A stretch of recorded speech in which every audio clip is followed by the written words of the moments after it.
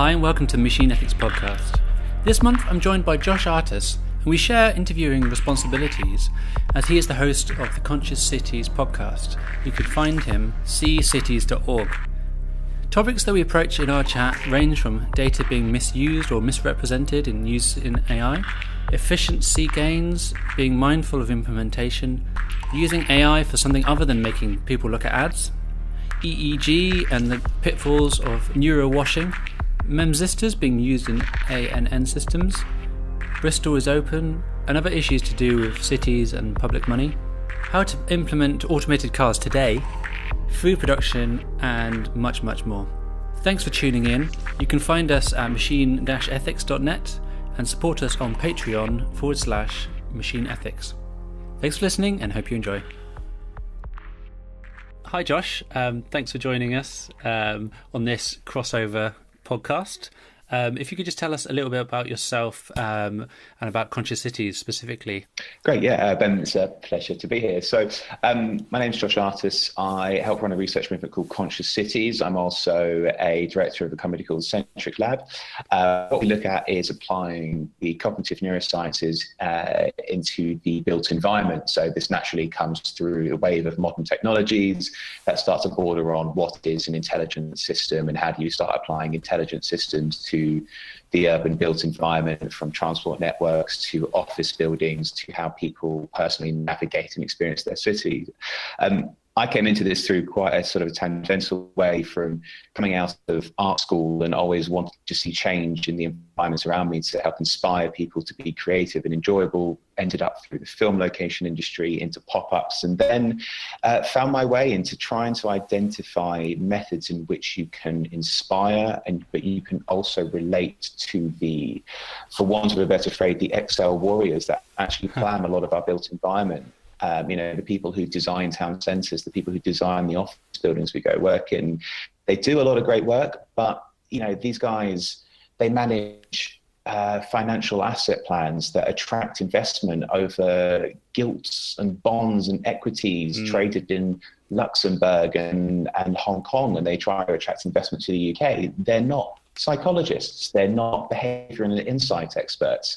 So the way that I've looked at this is you can either shout at people or you can find language to talk with them. And that's what we do at Centric Lab, and that's what we do internationally with Conscious Cities. Great. I really liked the last podcast that you did, actually, which was more of a government level insights, which was really interesting to see, kind of like the longer view almost. I think Patricia Brown was the person who was invited onto the pod, and I think it's fascinating to talk to her because, yes, you hit the head of the nail there, that we do get wrapped up in the zeitgeist of we're creating everything new, we're going to, we are changing the world, but there are systems and orders and there are checks and balances. I think very rarely do we see inventions or innovations overnight that actually have a long-term residual value. You can look at, Uber and look at the cities that are saying no. So, whilst there is a benefit, there are still big messes created. And I think someone like Patricia understands the nuances in how policy members look at things on a long-term scale. And I think the mayor of Seoul in South Korea took the same policy in. They actually have a lot of restriction on innovation from startups, because they do want to look at things on long-term and not just sort of innovation for the sake of innovation or business for the sake of business. So this is partially the Machine Ethics Podcast. And the first question I always ask my guests is, in your eyes, what is AI? Oh, lovely big question. Yeah. So I have the pleasure of working with neuroscientists. And as someone barely scraping past my GCSEs in science, I'm now in the midst of multiple conversations about AI, cognition, and biologically plausible technology. So it's great to be running around in this field. And I guess the way that I look at it, from my own little perspective, it's a process to capture data and to organize it into positions where you can draw some assumptions made from it. I think my view on AI is that I think it's very easy to use shallow data sets to create something that's perceived as efficient or intelligent. And there is an illusion that if something has AI, or as we go on and you go to every startup convention, they'd say, oh, we use machine learning and we've got great data, but actually it's an illusion. Just because you're using the term doesn't mean your points are any more sophisticated than a human who may have far wider and deeper data sets in their life processing.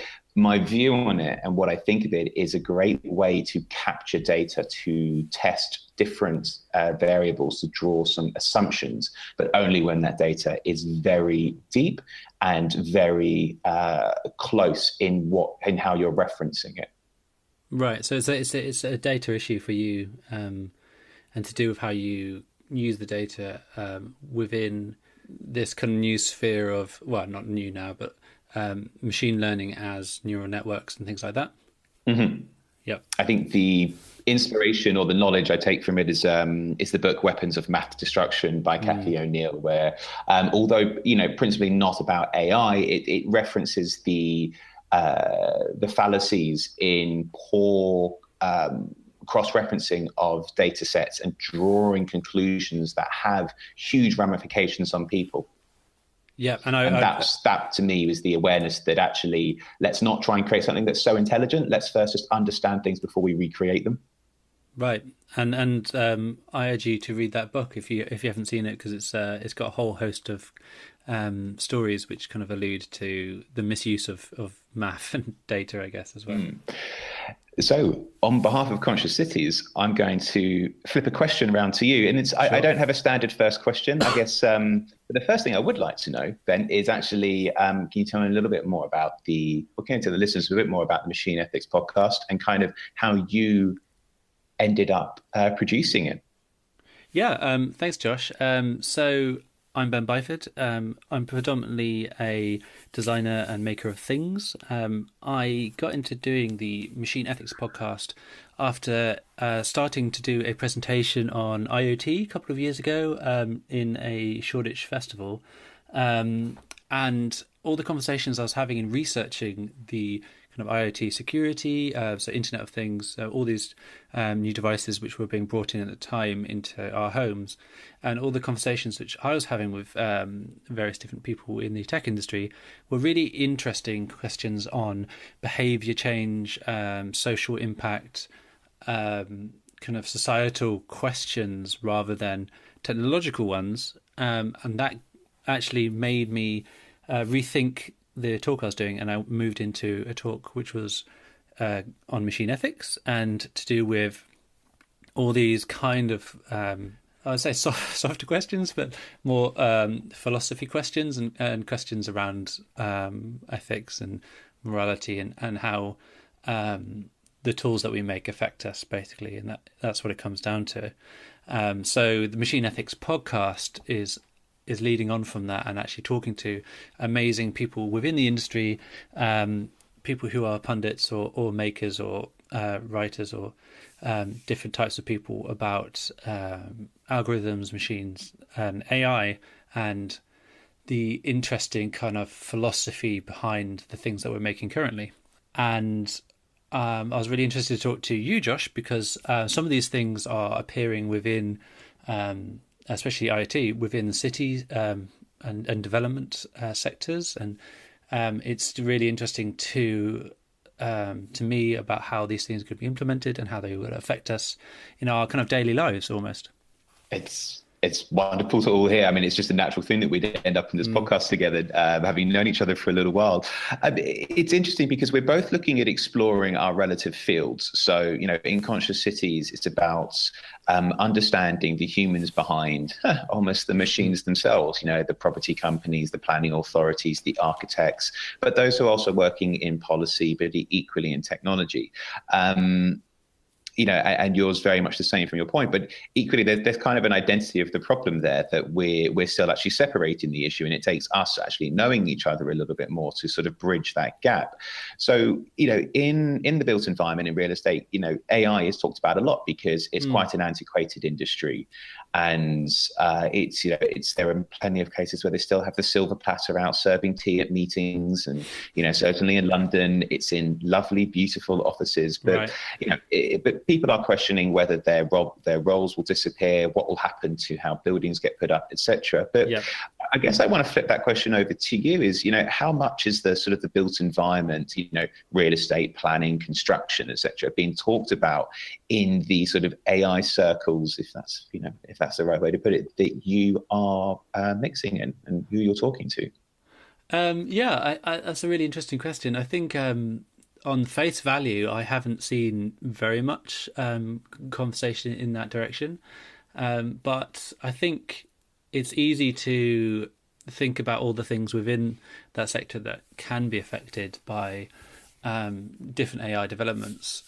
And I think we will see a change that we will see in most industries. There's a phrase that people use about hollowing out. But I think there's going to be a change, and I don't necessarily think that the all industries will be hollowed out in that way. But I think there will be efficiency gains and innovations which will be coming in. And some of those will definitely affect the sector that we're talking about here, with planning and then development. It's just a no-brainer. Where there's data that we can harness to produce things, then as humans, we almost, in our curiosity, strive to make things better or different or change things. And part of that change at the moment is the AI conversation.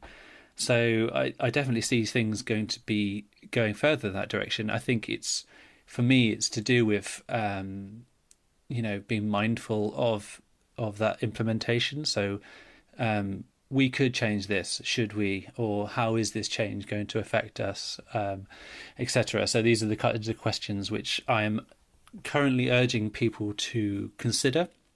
And that comes down to people who are making the actual software and are making the things, to people who are buying the things, and all that chain of for those people to consider actually how the impact of these things will affect both their business and the society at large, basically.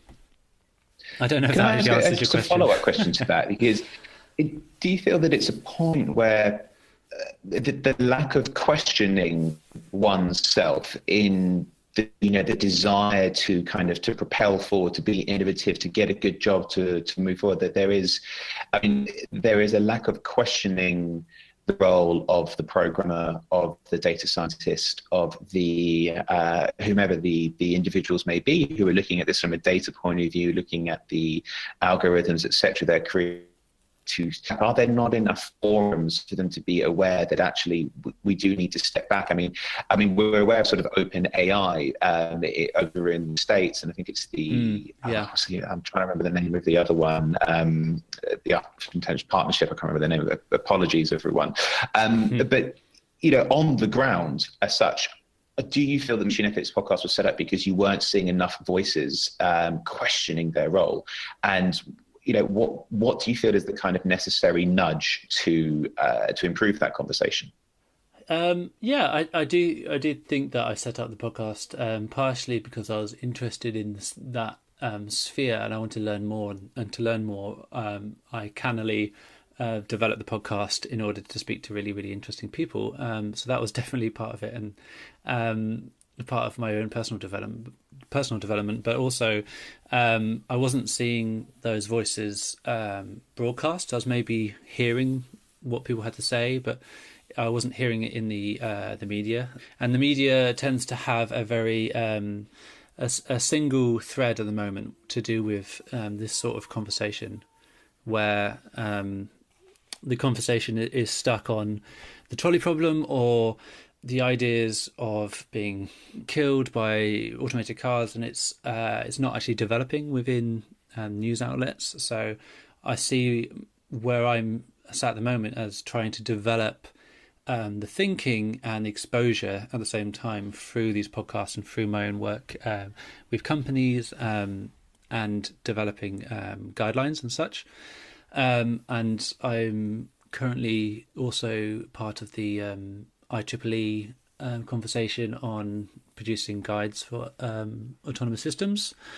So they have a set of guidelines which you can check out on IEEE. I think it's 7000i on their website. You can find the previous document, and that's being updated at the moment to produce better guidelines for companies who are producing such systems. I've gone off on one. I'm trying to it's good. remember the People second part of that question. Where they can read. What was the second part of that question? Sorry, Josh. The question was, where, what, or are there platforms missing in which people, I am talking about the technology personnel, the people behind the machine. Are there platforms missing for them to have a better form of sort of self-questioning and engagement around the concept of sort of ethics within code, as opposed to, I need a job, I need to do really well and to be more of an authority? Yeah, I mean, that is a really difficult question. I think that's a societal question, because I think that comes down to all sorts of jobs, not just the AI stuff. And the AI stuff is primed to be really, really good or really, really bad, because of the networked behavior involved. But I think you could apply that to all sorts of things. I think not all scientists or academics or computer scientists are benevolent. They often make code in various different ways because of various different reasons, but most of those reasons come down to money, and I think that is a systemic problem within the industry at large. Because I'll give you an example. I saw a company recently who was a startup, and they got some A round funding, so they got quite a lot of money pumped into them recently, and their whole pitch is to make it easier for companies to gamify whatever they're doing. So, and their pitch is, how does it that Facebook keep you coming back for more? They've got these algorithms that finely tune the dopamine levels in your brain by having certain likes given to you at certain times, and they can hold things back and give you things all at once. And they do these cognitive tricks to help you to keep coming back to the Facebook, world now. It's not just a website, I guess. And we can do that for your company using our artificial systems and cognitive know-how. And I think that's really interesting as a company. But what they're doing is they are selling it as a thing that will help you sell ads, or to get people coming back so you can make money on ads. And that's a systemic problem within society, that we have the potential to make like fabulous advances in every direction. And it just so happens that a lot of the direction is in eyeballs on screens at the moment, and getting people to look at adverts, and that we really need to fight against, basically. And there's a really good quote, which I can't remember who originally said it, but it was, all the greatest minds of the last decade have been working on making people look at ads, spend more time looking at ads. And I think that is just awful and very problematic. And I think the AI companies that I've seen a lot of aren't doing any, there needs to be more questioning about what people are actually doing. And, if you're talking about tobacco companies or something like that, there's it's less societally acceptable to be working at a tobacco factory, for example. And I think that needs to continue, in that sort of thinking needs to continue into society, has to make it less acceptable to be doing ad-related jobs, or jobs which basically are harnessing human behaviour negatively. The end. Well, I think you're preaching to the choir in the conversion here. working with a lot of neuroscientists and cognitive scientists, their views on neuromarketing are very skeptical. On one sense, the science and the claims behind it, but secondly, as you're rightfully pointing out, the morality. But again, it is, as you said before, that's a monetary issue, and the retail, advertising, the consumer-based industry tend to be moving quicker. Because their competition is so far greater. There are thousands and thousands of digital advertising agencies and all types of companies like that the competitive advantage does need to be coming from somewhere. And I think an issue that neuroscience does have is it's perceived as this great gimmick, and that it's already the holy grail, that it's already, we've worked out how everyone does everything. Quick, put this EEG cap on someone and we can read all their brain activity, when the reality is it's just not the case. It's, we had an event the other night about EEG, which is when it's strapping sort of sensors. I'm not going to go into the technical side of it, but strapping sensors to the skull cap to determine brain activity, and it just determines activity rather than, they were happy, or they were curious. There's got to be a number, as I go back to that idea of AI, a number of data points or taxonomies that you're correlating to actually make an assumption, such as whether there was engagement or not. And as you're pointing out, the question about sort of where a lot of the brain science is going into technology, where the effort is going, is in very, it's that desire to have an answer very quickly. And I think we probably have to be looking at more questions at the moment before rushing to answers. Yeah, or giving people the answers with a caveat. I think that's okay too. Just going, this is what I think is happening, and these are the different things we can do with that. We don't necessarily have to sell, manipulate people or try and manipulate people. I have a question for you, Josh. I saw a video recently which was from Innovate UK talking about cities. One of the quotes I thought was interesting, and I wondered about your thoughts on it. And they said, our cities will soon be thinking like human brain thanks to AI and IoT. So I was just wondering what you think about kind of these sorts of technologies coming into the cityscape and town planning and that sort of thing.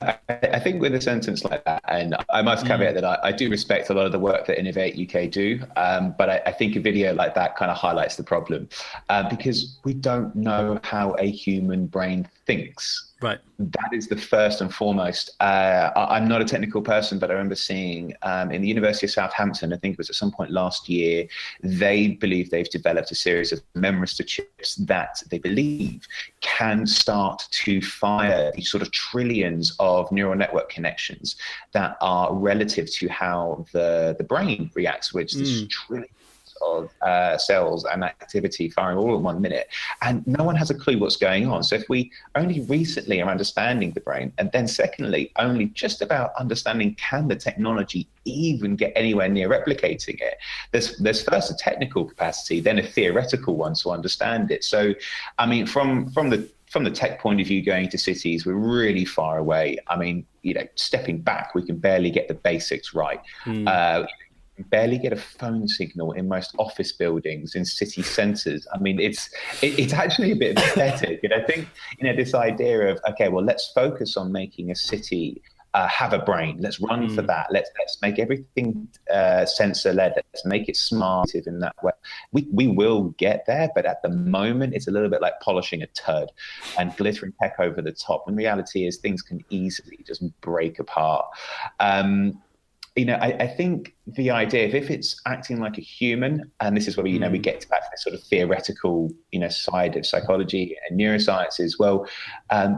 Humans have a self-driven goal, and there are a number of ways we craft our desires, and they're influenced by a variety of points. But we are a self-actualized process and program, and we cater towards ourselves and a shallow network around us. And I guess my question is, or my answer is, how does a city respond to, if we take London to 8 million people, or if we have the other mega cities of the size it's meant to be, I feel it's only going to be just like our political systems, which just cannot cater to everyone, and they are falling apart at the seams. So, how true do I think the statement is? I think it's a long way off. I think we will make incremental stages once we can get a phone signal working.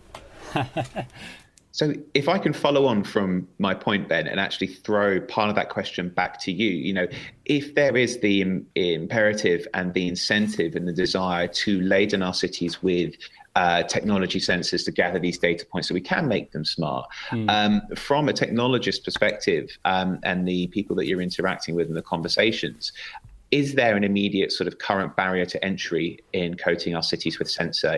Is it policy, or is it actually the technology and the technological processes behind it that's holding it back? I think there is nothing particularly holding it back. That's a really interesting question, because I've got an example which is close to home. So I'm in Bristol, and they do actually have a high-speed network within Bristol, which is called Bristol is Open. It's quite an ironic name, actually. So Bristol is Open is a network of high-speed cables within the city, and then on top of that, they have a mesh network of Wi-Fi hubs within lampposts and street furniture within Bristol Centre. So from a technologist's point of view, this is really exciting stuff. This is like infrastructure that you can get on board with, use for various different things, and it's high speed, connected, and it is within the city and available. Great. So awesome. We have this stuff. We don't really have to do any of that boring kind of connected things. We can talk together over one network. But in that case, the policies are getting in front of the innovations. So they have a problem where, because this is all publicly funded, that they can't really broker privately funded projects within this network. What that means is they can get publicly funded other projects. Projects from universities have been involved with Bristol's Open. And actually, you should probably go and look at their website and talk to them directly, because I don't know the full story. But in trying to get involved myself, I was unable to do so because of some of the bureaucracy in place. And also they are their own gatekeepers in that way as well. So I heard of a project which was running on that network, which was a load of air sensors, pollution sensors, throughout this network within Bristol Centre, and because of the feedback they were getting on those sensors, they stopped the project and didn't make that information public. So there's a lot of really interesting things going on, but for some reason the gatekeepers involved, in this case the local government, are in the way of making things better or more transparent for the public. And I don't know what their long-term plan with it was, but when I spoke to them, they were trying to get more startups involved, but it was almost an impossible ask because of some of the issues with actually being able to get those people through all these hoops to then be allowed to use the network. And no startup that I knew was going to be able to go through that process. So I think, yes, there is a massive issue in the way, and there should be an easier way to talk to these organisations and get sign offs for things, or get green marks to go ahead with some projects, testing and show, and we can just make this whole process easier.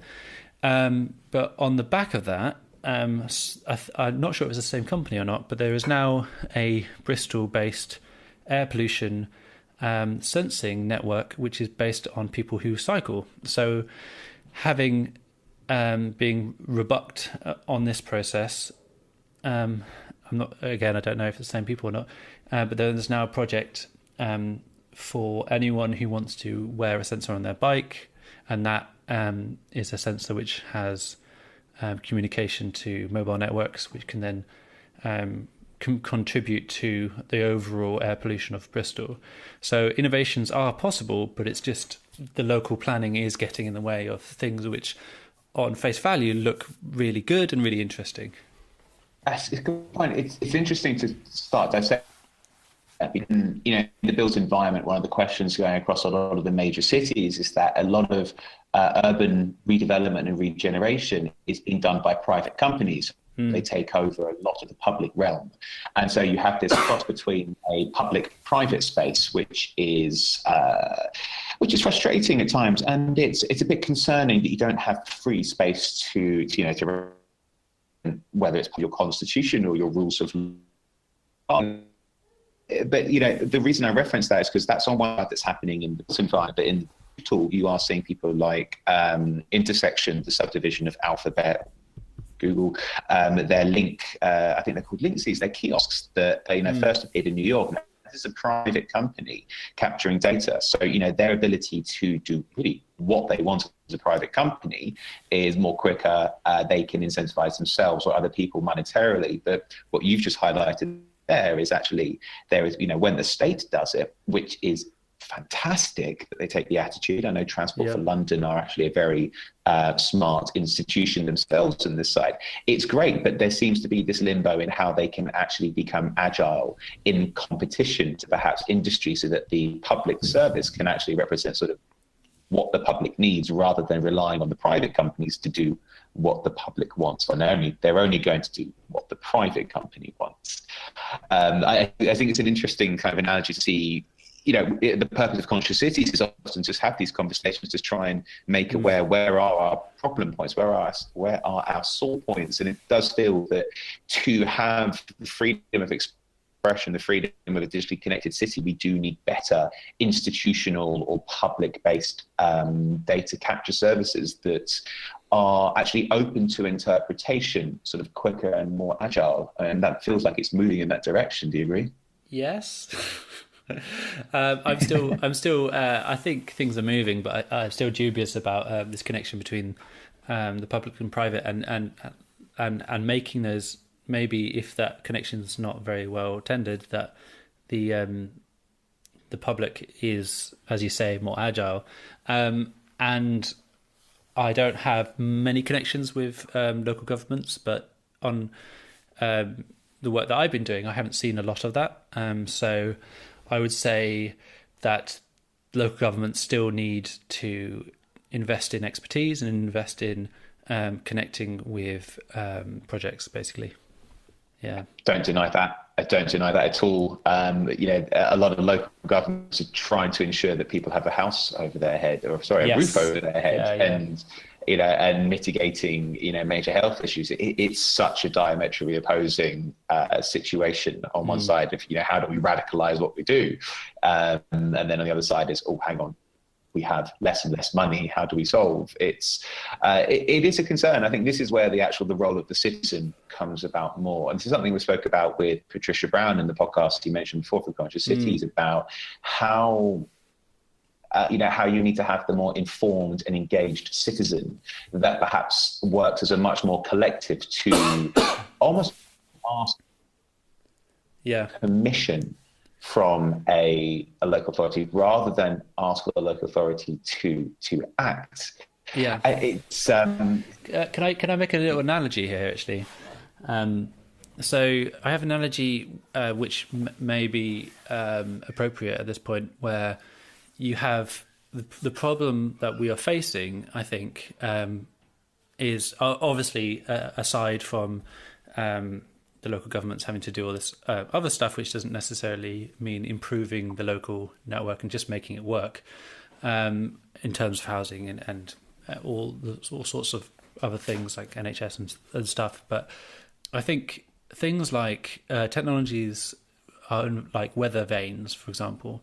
So if you have a weather vane which is electronic and can monitor the weather and temperature and moisture, wind speed and all those sorts of things, and you stick it in your garden, right? And that could be hugely useful for an individual household if they are planning and have lots of electronic devices in the house which can respond to some of that information, that can be really useful. But then having that kind of weather system in next door's garden, and then next door's garden, and then the whole street is filled with sensors which are actually effectively collecting the same information. I think that's where governments can come in, and local city planning can come in and go, we can take control of this situation and make it open and useful for more people at much less cost, because we can decentralize this, and you don't have to have your own systems for this type of scenario.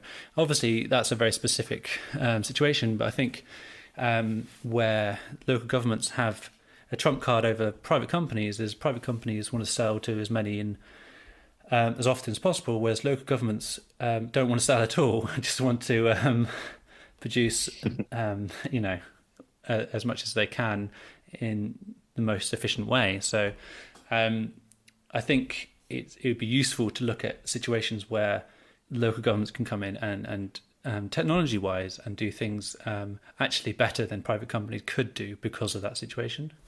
And I don't have a whole list of examples right with me now, but I mean the weather one is just an easy one. I mean, if someone wants to pay me, I can probably put together that list. I mean, moving on, continuing on with city development. Josh, do you worry about privacy to do with implementing this sort of stuff in our surroundings, to do with personal data and that sort of thing? Is that a worry that you've seen within the podcast that you've been doing, or with the people you've been chatting with as well? It's funny, it's a 50-50 on the people I speak to. Personally, I'm not that scared, and I don't know whether it's blind optimism or informed optimism from stepping outside the circle. So I think it's interesting where I think we're getting to a point in society where for every company who wants to try and get away with something or or to one up the game to their own advantage, we're equally getting a stronger fight back. I think this is looking at things like the Panama Papers and the Paradise Papers that have just been coming out, where people are willfully leaking huge amounts of information on wrongdoings that they are seeing.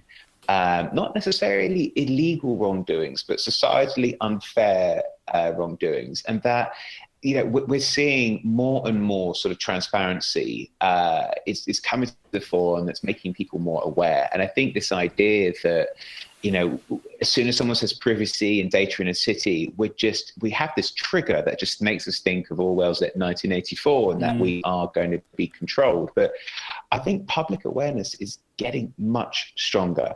And, this is the idea about how to ask questions about your data better and to be a voice in some form of media representation, and I think an articulated voice, more importantly, on how people should be demanding better transparency on data that's collected and the assumptions and predictions and models that people make with it. So I think the more informed consumer that we're seeing in a number of industries that's driving whether it be a product change, such as, certainly on our phones, but whether it be, where I talk about is, in offices that people want a better experience for their health and well-being. I think the more informed consumer that's becoming more aware of what can be done with their data and what should be done with their data is going to change that question that and I think it's that I have faith that people are getting smarter, and that result will inform companies who want the moral high ground. If you look at Bell Pottinger, I believe it is Bell Pottinger, who the problems that they have faced in South Africa, the company has basically gone into administration. But caveat that with any corrections that may come after this podcast we see in the news on PR. It is a huge, huge issue they cannot escape from. And it was at an event to do with those in marketing, and there were insurance taken out against companies' PR, and that their reputational risk is so great. And so I think we will see, those with a sense of morals climb to the top and demonstrate that they are better. And I think with that, with an informed consumer, we will end up somewhere better. I think in the short term, we're going to get some mistakes, but I think it is. I'm not scared. I don't think we should be. I just think we should be smarter and more knowledgeable about our data. Cool. Well, that's really interesting. I think you've got an optimistic view there, Josh. So that's nice. Do you disagree? Do you see other sort of concerns then, or have you spoken to them? I think more information, better informed consumers is definitely the way forward, because everyone is a consumer and also a worker. So hopefully those people who are working on these things are better informed as well, and they implement them in more realistic ways, I guess, or ways which consider the moral aspect. And we don't get companies that try and sell you ads all the time. Basically. Can I ask you a question just on the idea of morality in data? You might hate me slightly for it, but you referenced it a little bit earlier, like the trolley problem. So yeah. The reason I'm picking that up is certainly in the built environment, real estate, people are talking about autonomy, about it a lot on the Conscious Cities podcast, because I'm personally a skeptic. Now, I'm a skeptic and I like to be proved wrong. I love to learn. So I know that you studied this question a lot more. So, in the built environment, certainly from the actual developer's point of view, if you can reduce the amount of road space and car parking space, in theory, you are opening up development space. You are opening up space for whatever is deemed fit. So there is a drive, there is an incentive. But I don't think there's actually enough awareness on timing and reliability. So picking a city, sort of the major cities, such as here in the UK, if we pick London, Bristol, Manchester, Liverpool, Leeds, Birmingham, or cities like New York.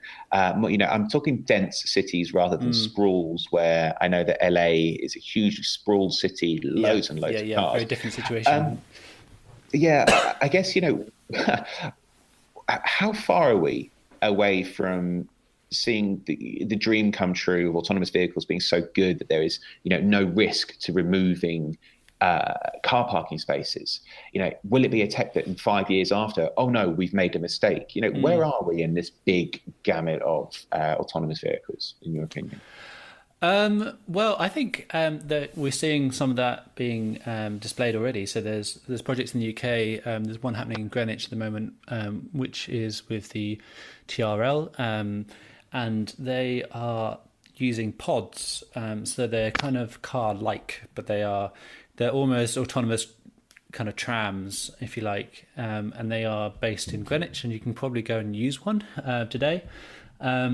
And they are transporting you over a very small area. So they have basically they are able to map the local area, but they aren't clever enough to then go on standard roads and know where they're going and deposit you in different places. So they are a very specific kind of type of automated vehicle.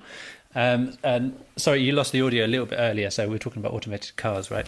I think for cities it's actually easier than for transportation between cities, in my personal view. So if you have a condensed environment and you have only a certain amount of roads, you can quite quickly and a lot of the traffic, I think that the idea here is that a lot of the traffic is local traffic. So when you have a lot of local traffic, you can actually move the pressure off the local traffic onto things like taxis and buses, and then by extension automated vehicles. And I think personally the best way of doing that is actually we could do that now with the technology we have, but in a similar way that we have bus lanes, we could extend the bus lanes to be more technologically enabled and to make those bus lanes physically more obvious for pedestrians, and just put automated cars in and use them, because I think that technology is good enough for that. But alongside doing that, you would actually have to do a lot of educating the public in order to be aware that these machines were new and they did certain things. I think the greatest problem with automated cars at the moment, I feel, is the technology is going to get good enough, but the populace is not necessarily going to be aware of what that functionality is. So, for example, if you had an automated car and someone was going to step out in front of the road in the road, and they didn't see that there was a car coming, appreciating what that car is likely to do is actually very useful for you to avoid being collided with. So, for example, if I walked out in the road now and a person was coming towards me driving a vehicle, I would have a pretty good mental model. So you've got mental models of different things in the world. And I've got a pretty good mental model of people and people that drive, and I drive myself. So I've got a pretty good mental model of how that person might react. And that model might include braking sharply, swerving in a direction, or running me over. And given that I drive and maybe I've seen that they saw me, I can appreciate that it might not run me over, but I'm going to have to make a split-second decision in whether I'm going to, walk back, stay where I am, jump forward, or what have you. But when you're faced with an automated car and you don't actually know what the functionality of that system is, and you don't have a very good mental model of it because it's new and you haven't been educated, you can't actually appreciate what the best decision to make is in that situation. So the easiest thing to do would be to not enable the public to interact with them, so to make them more like trains, so have their own tracks. But any other situation more lenient to that, where they're on more open roads, then we have to pair the education with pair the technology improvements with education of society, because otherwise we're going to get into trouble with people not knowing, misbehaving, or purposely being gaming systems. So I think that's a really important message, that eventually we'll all be educated on what these systems do, and if we don't, we might be in trouble. But essentially, we could do it now. So that's the answer, Josh. I should have made that more succinct. Thanks for that, Ben. I mean, it's good to get your answer. I know you look into the, a lot of the sort of science behind this and the technology behind it. I mean, to the kind of question that I put, I mean, I may have interpreted wrong, you may have missed the point, but none of it is actually saying, well, look, we can completely change all the roads.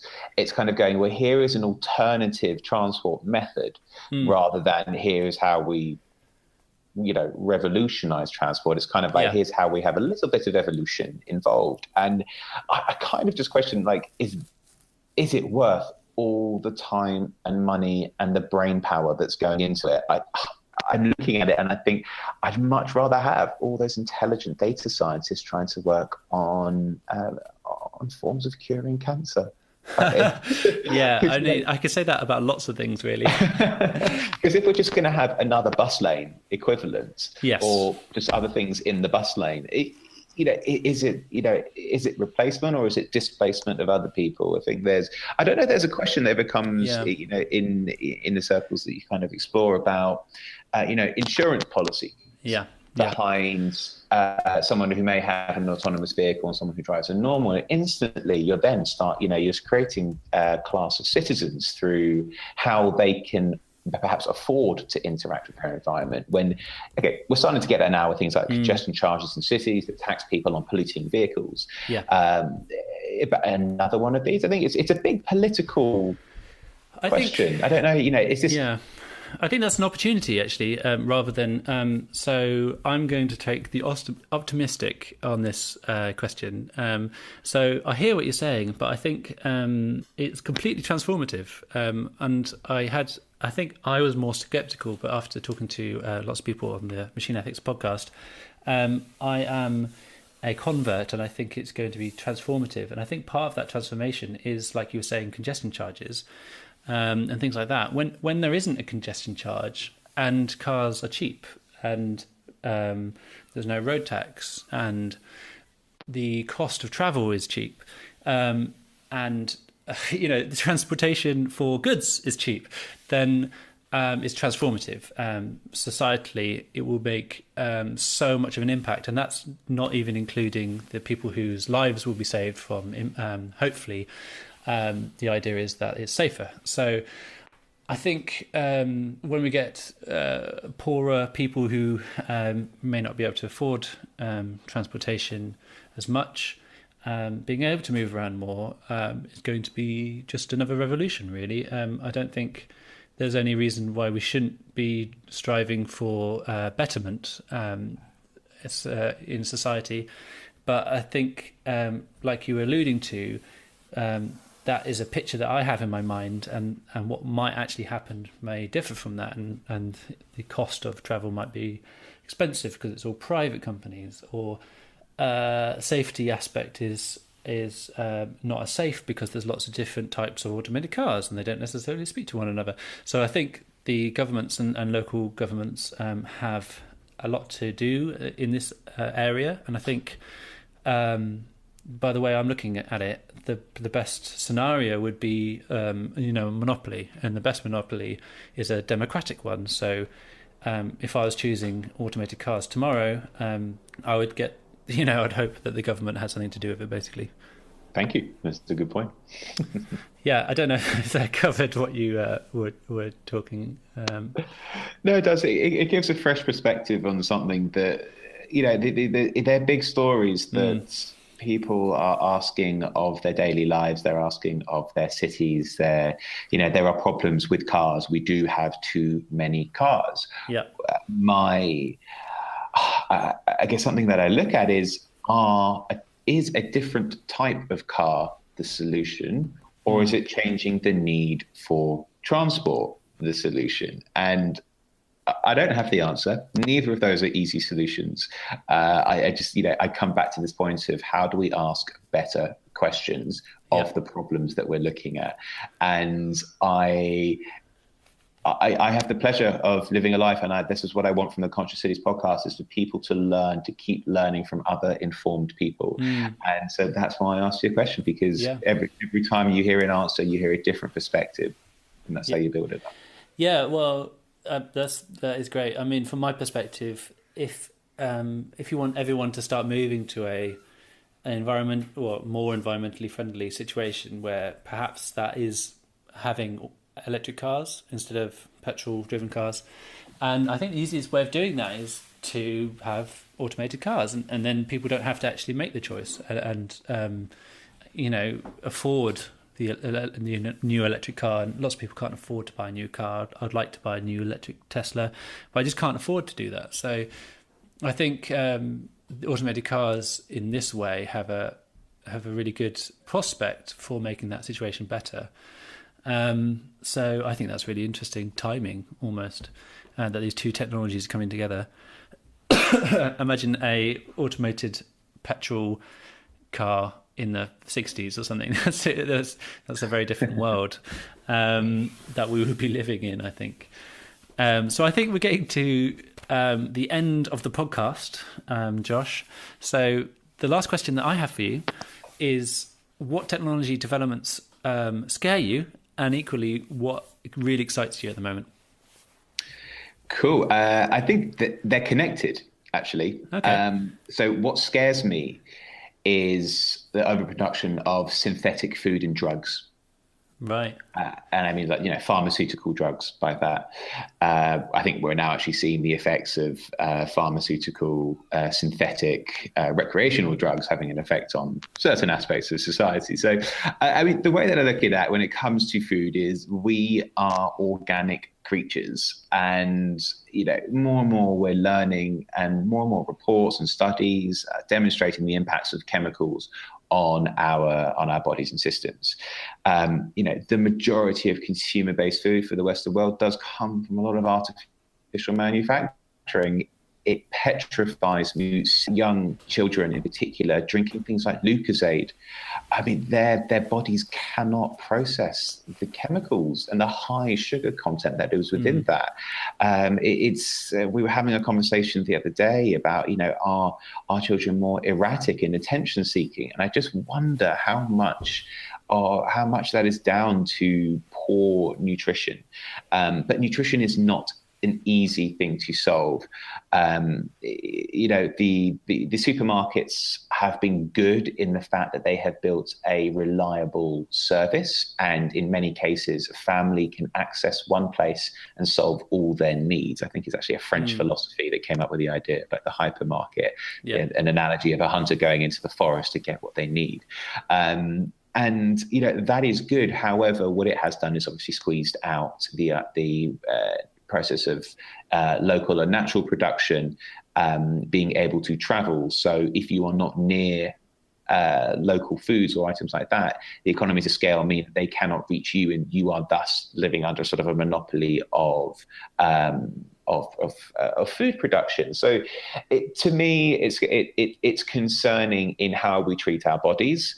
I think for all the wrong reasons, Jamie Oliver here in the UK was just destroyed for some of this work he was trying to do with on Channel 4 about getting healthy food in schools. And I think he cried in episodes at seeing the level of food that was given by children. I think Netflix is actually putting out, or I think they might have bought the rights, but there is a number of food-based documentaries there. So, there's a service which millions and hundreds of millions of people, I think it is, have a Netflix service, at which point they can see these documentaries. So the information is coming out more and more. To my point earlier about transparency and people wanting and getting this information out there, that we are becoming much more aware of the levels of food nutrition in our systems. And I think the technology behind that can go one of two ways. It can continue so we get we can get our space food that we eat and live in pill format, or we flip it and we actually look at the opportunities that hydroponic farming and smart lighting systems and humidity systems can allow for people to self-control the production of food at a more sort of democratized way, and certainly in a more financial way. I think that technology is going to capitalism, kind of its true meaning of a free market competition. I don't think we have that. We have a very sort of controlled market. It's a perception of freedom. It's not. And I think we're getting to a point. I think there's a company called Plenty who've just raised, I think it's Plenty or Plentiful, over in the States. They've just raised $250 million from SoftBank Future Visions. I think it's the Future Vision Fund. Right, yeah. Apologies if I got that exact name wrong. And they look exactly into the production of food. And I think they've done their reports that say that 60 to 70% of the world's water is used in commercial agriculture, which is a scary, scary amount. Beef production is, yes, we have methane gas on one side, deforestation, but the water requirements as well are so huge that, their aim when they go for, growing vegetables is to dramatically reduce, to try and get 1% of the water that's being used instead of, the 60 to 70% used in food production. I think that's the most exciting thing that I see. And the opportunity it brings to cities, to people, and I hope it gets the funding and the space for it to be developed. So we haven't really had anyone on the podcast who has referenced the food pandemic, I don't think.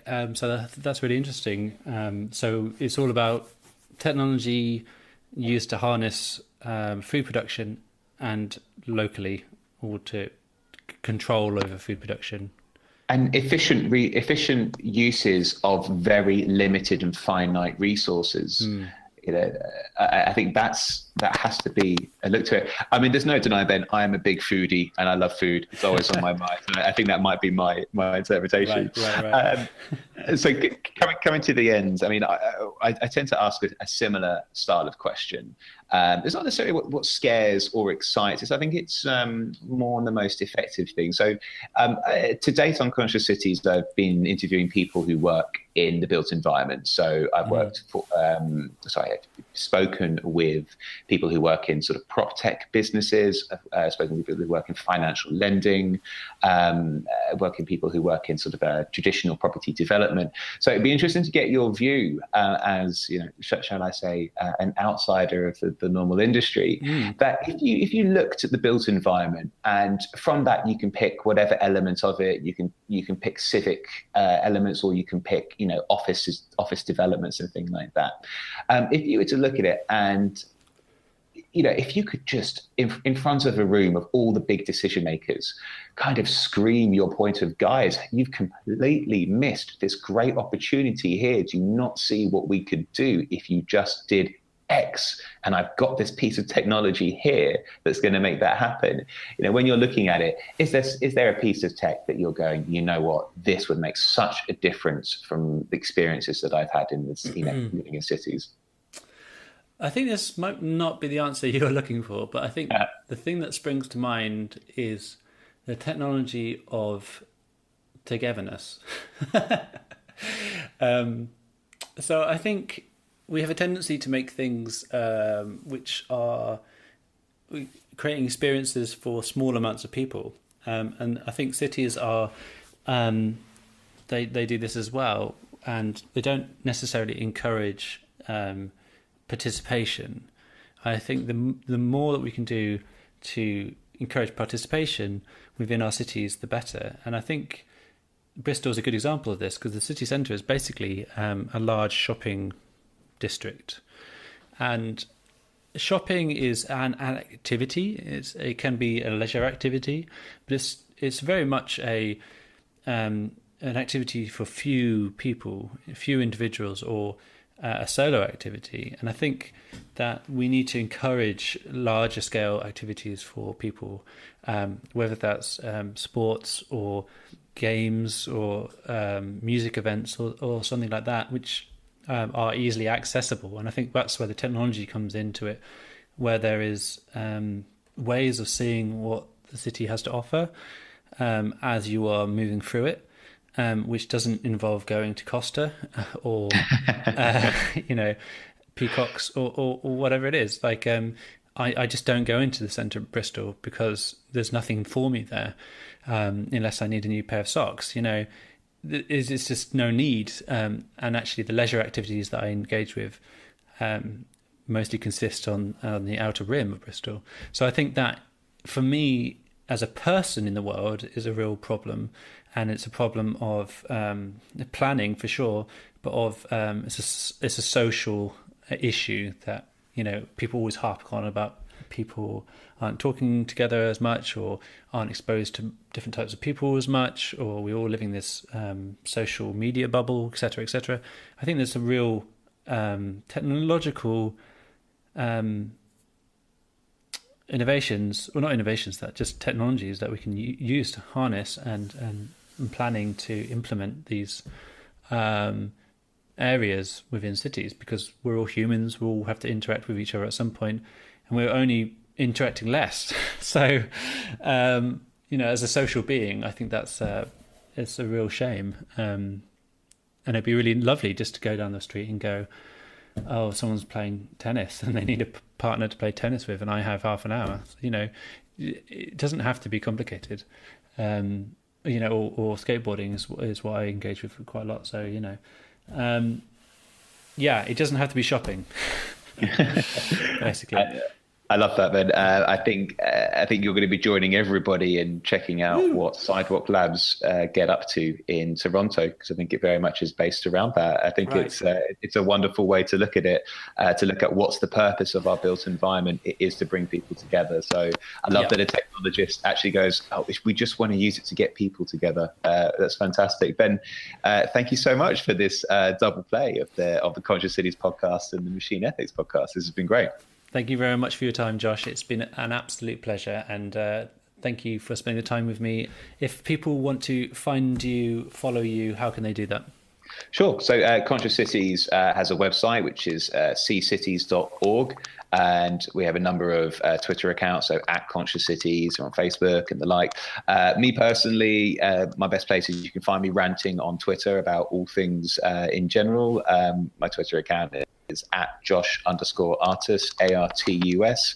I think that's the best place to find me. And if for any of our listeners on Conscious Cities who want to learn a bit more about machine ethics, Ben, where's the best place they can get in touch with you or find out a little bit more? Yeah, well, check out the machine-ethics.net website, which we have links to Twitter, YouTube, Stitcher, iTunes, and you can find the podcast there and the videos that we produce. You can find me personally on Twitter at Ben Byford, and I also have a website at benbyford.com. So thanks again, Josh, and all the best. Cheers, Ben. Cheers.